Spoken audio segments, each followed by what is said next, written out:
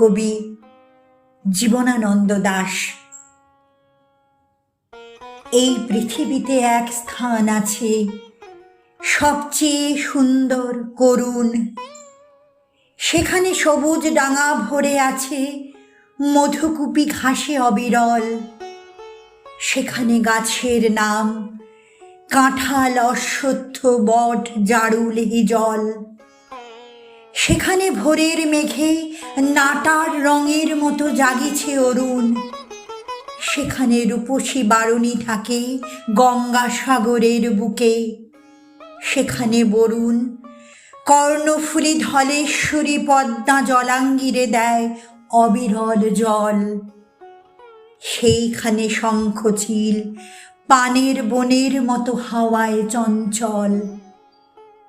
সেইখানে লক্ষ্মী পেঁচা ধানের গন্ধের মতো অস্ফুট তরুণ। সেখানে লেবুর শাখা নুয়ে থাকে অন্ধকারে ঘাসের উপর।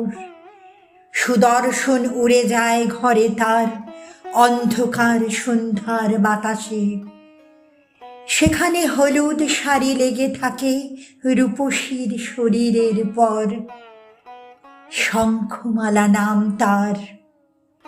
এ বিশাল পৃথিবীর কোনো নদী ঘাসে তারে আর খুঁজে তুমি পাবে না কো। বিশালাক্ষী দিয়েছিল বর, তাই সে জন্মেছে নীল বাংলার ঘাস আর ধানের ভেতর।